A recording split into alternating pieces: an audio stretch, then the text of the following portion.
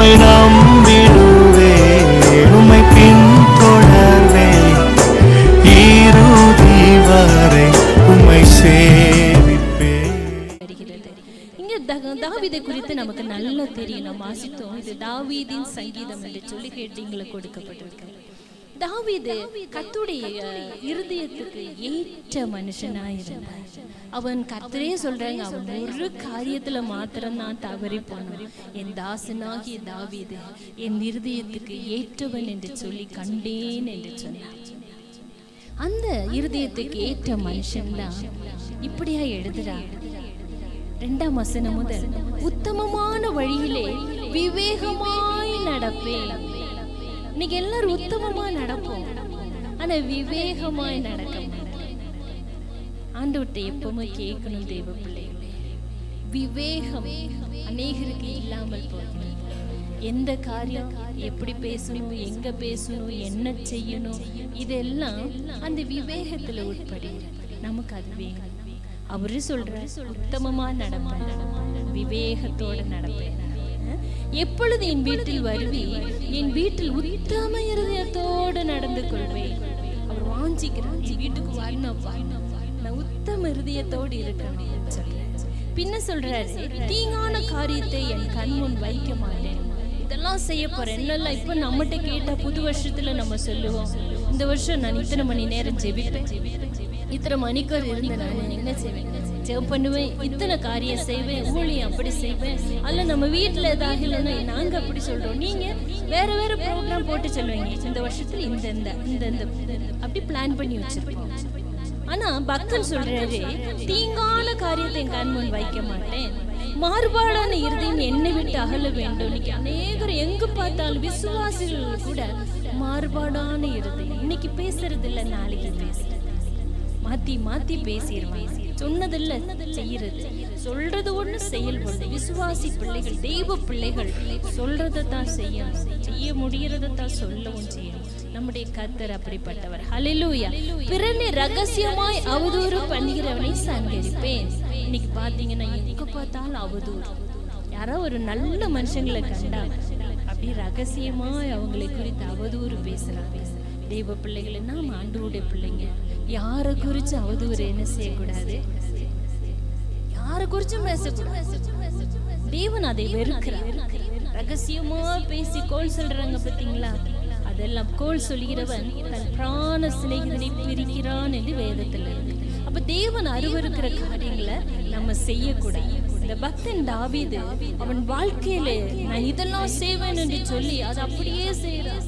நான் பொறாமை கொள்ள மாட்டேன், நான் பிறரை குறித்து குறை சொல்ல மாட்டேன், யாருக்கு விரோதமா தீங்கு நினைக்க மாட்டேன் என்று சொல்லி எல்லாம் அவர் சொல்றார்.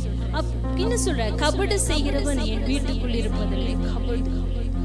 கபடு ஹிருதயம் கர்த்தர் வெறுக்கிறார். பொய் சொல்லுகிறவன் என் கண்முன் நிலைப்பதில்லை. நான் ரொம்ப சங்கடப்படுற காரியம், குட்டி பிள்ளைங்க கூட இந்த நாள்ல என்ன சொல்றாங்க, பொய் சொல்ற. பொய் உதடுகள் கர்த்தருக்கு அருவருப்பானது. தெய்வ பிள்ளைகளை முடிந்த அளவு நம்ம பொய் சொல்லாம இருக்கணும். கர்த்தரை கேட்கணும். இன்னைக்கு எல்லாம் பாருங்க, டக்கு டக்குன்னு போய் பேசுறாங்க.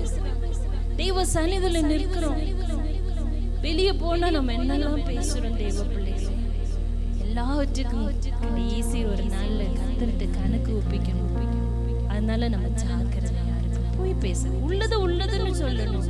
நம்ம போய் பேச பேச நான் பொய்க்கு பிதா யாரு? அப்ப நம்ம அப்பா விசுவாசன் ஆயிடும்ல. முடிந்த அளவு நீங்க போய் பேசாது. ஆண்டவர்கிட்ட கேளுங்க, நான் போய் பேசவே கூடாதுன்னு சொன்ன அந்த சூழ்நிலையை கூட கர்த்தர் மாத்திடுவாங்க. அநேகத்தை நான் கேட்டிருக்கேன், ஏன் இப்படி போய் சொன்னீங்க, என்கிட்டே போய் சொல்றப்போ எனக்கு டென்ஷன் ஆயிடும். நான் அவங்களுக்கு ஏன் போய் சொன்னீங்கன்னு கேட்பேன். அவங்க சொல்ல சூழ்நிலை அப்படியாச்சுன்னு சொல்லுவாங்க. என்ன தெய்வ பிள்ளைகள், எப்படி சூழ்நிலையா இருந்தாலும் கர்த்தர்ட்ட நம்ம கேட்கணும். போய் சொல்லக்கூடாதுன்னு சொல்லக்கூடாது. சூழ்நிலைகளை கர்த்தர் நமக்கு மாற்றி கொடுப்பா. உண்மை மாத்திரம் சொல்லுங்க, உத்தமனுக்கு தான் கர்த்தர் துணையா இருப்பா. போய் பேசுறவள் வாயெல்லாம் அடைக்கப்படுமா. எல்லாம் சின்னதானாலும் பெரிதானாலும் நம்ம உண்மையை பேச கற்றுக்கொள்வோம். ஹல்லேலூயா. அக்கிரமக்காரர் ஒருவரும் தேசத்தில் இராதபடி வேறு அறுப்புண்டு போக தேசத்தில் உள்ள அக்கிரமக்காரர் யாவரையும் அதிகாலமே சங்கரிப்பேன். அவருக்கு தேசத்தில் இருக்கிற அக்கிரமக்காரங்க எல்லாரையும் கொண்டு போடுவேன் இல்லை அர்த்தம். அது அக்கிரமம் செய்கிறதான செயல்களை உண்டாக்குற எந்த செயலையும் காலை வேளையிலே நான் எழும்பி எல்லாவற்றையும் என்னிலிருந்து நான் நிகிரகமாக்குவேன். என்னெல்லாம்? போராமை, பொய் சொல்றது, கபடா பேசுறது, பிறருக்கு விரோதமா பேசுறது, எல்லாவற்றையும் என்னிலிருந்து அகற்றுவேன் எல்லாம் சொல்லிட்டு தான் அவர் சொல்றாரு, இரக்கத்தின் நியாயத்தின் குறித்து பாடுவேன், கர்த்தாவே உம்மை கீர்த்தனம் பண்ணுவேன்.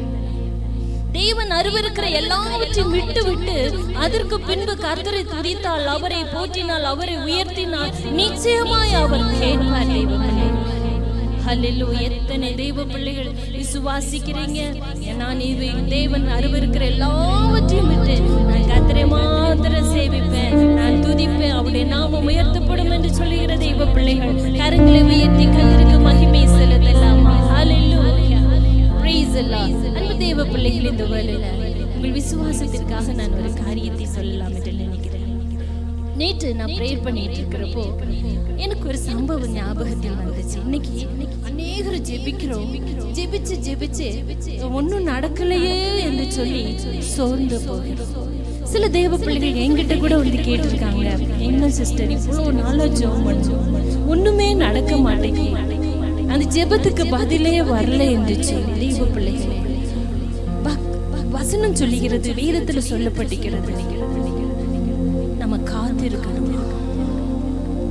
நம் ஜெபத்துல காத்திருந்தா நிச்சயமா ஒரு நாள் அது நிறைவேறும். தரிசனத்துக்கு ஒரு காலம் வைக்கப்பட்டு இருக்கிறது, அது நிச்சயமாய் நிறைவேறும். அது தாமதித்தாலும் அதுக்கு காத்திருக்க. நம்ம கர்த்தருக்கு காத்திருந்தா நிச்சயமா அது நிறைவேறும்.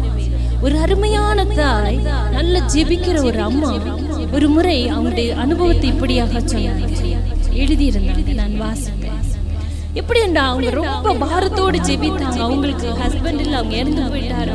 அவங்களுக்கு ஒரே ஒரு மகன், ரொம்ப கஷ்டப்பட்டு கண்ணீர் வடித்து அந்த மகனை படிக்க வைத்தாங்க, நல்ல உயர்ந்த நிலைக்கு. அவர் ஒரு அட்வொகேட் ஆகிறதுக்கு கர்த்தர் உதவி செய்தார். ஆனா ஜெபிக்கிற அம்மாவுக்கு ஜெபிக்காத, கர்த்தரை அறியாத ஒரு மகன். பலமுறை அம்மா சொல்லிட்டாங்க, மகனே இயேசு கிறிஸ்து தான் மெய்யான தெய்வம், அவர்தான் உனக்கு தகப்பனா இருந்து இந்த நாள் வரை உன்னை வளர்த்து இருக்கிறாங்க, நீ உன் வாழ்க்கை இயேசுப்பாவுக்கு ஒப்பு கொடுமா என்று சொன்னா அந்த பையன் மைண்ட் பண்ணவே செய்யாது. அவட மகனை நினைத்து இந்த அம்மா கண்ணீர் வடிப்பாங்களாம். ஆனால் அவர் ஜெபத்தை விடவே இல்லை. தினந்தோறும் தேவ பாதத்தில் இருந்த, அப்பா என் மகனை ரட்சிப்பே, என் மகனை விடுவிப்பே, என் மகன் உமக்காக ஊழியம் செய்வான் என்று சொல்லி இதவே அறிக்கை செய்து கொண்டே இருந்தார்களாம். நாட்கள் ஓடினது. ஒரு நாள் இந்த அம்மா மரண படுக்கையில், அந்த மரண தருவாயில கண்ணீரோடு கர்த்தர்கிட்ட அவங்க கடைசியா சொன்ன வார்த்தை, என் பிள்ளை ரட்சிக்கப்படணும் ஆண்டவரே. இந்த சப்தம் கேட்டா அவங்க அருகில் இருந்த மகன் கேட்டுக்கொண்டிருந்தார். அம்மா ஜீவனை விட்டாங்க. அம்மாவுடைய ஜீவன் இந்த பூமியிலிருந்து மாற்றப்பட்டது. ஒரு வருடம் கழிந்ததா. இந்த மனுஷன் யாருமே பேசக்கூட முடியாது. என்ன அட்வொகேட் இல்ல, ஒரு வார்த்தை சொன்னா 100 வார்த்தை சொல்லி அப்படியே இது பண்ணி விட்டுருவாரா, யாரும் பேச மாட்டாங்களாம். ஒரு முறை ஒரு ஊழியக்காரர் இந்த சகோதரனை தேடி வந்தாரா. அவர் அருகில் வந்து எல்லாரும் சொன்னாங்க, இந்த மனுஷன்ட்ட பேச முடியாது, நீங்க அங்க போகாதீங்க, அவர் ஊழியர்களை ஏற்றுக்கொள்ள மாட்டார், இயேசு என்று சொன்னா யார் என்று கேட்பா, அவன்கிட்ட பேச வேண்டாம் என்று சொன்னாங்களாம். ஆனா இந்த ஊழியக்காரர் என்ன பண்ணினார், நான் போவேன், அந்த சகோதரனோடு பேசுவேன், கர்த்தர் என்னோடு கூட இருக்கிறார் என்று சொல்லி அவங்க வீட்டுக்கு கடந்து போய் அந்த சகோதரனிடத்துல பேச தொடங்கினாங்களாம். இவர் ஒன்னும் பேசல, இயேசுதான் மெய்யான தெய்வம் என்று சொல்ல தொடங்கினதுமே அந்த சகோதரன் முழங்கால் படியிட்டான். கண்ணீரோடு கதறி இரு கைகளை உயர்த்தி இயேசுவே என்று கதற தொடங்கினார். தெய்வ பிள்ளைகளே, இயேசுவை குறித்து அந்த ஊழியர் சொல்லிக் கொடுத்தார். அது கவனமா கேட்டார், ரட்சிக்கப்பட்டார், தன்னுடைய வாழ்க்கை ஆண்டவருக்கு ஒப்பு கொடுத்தார்.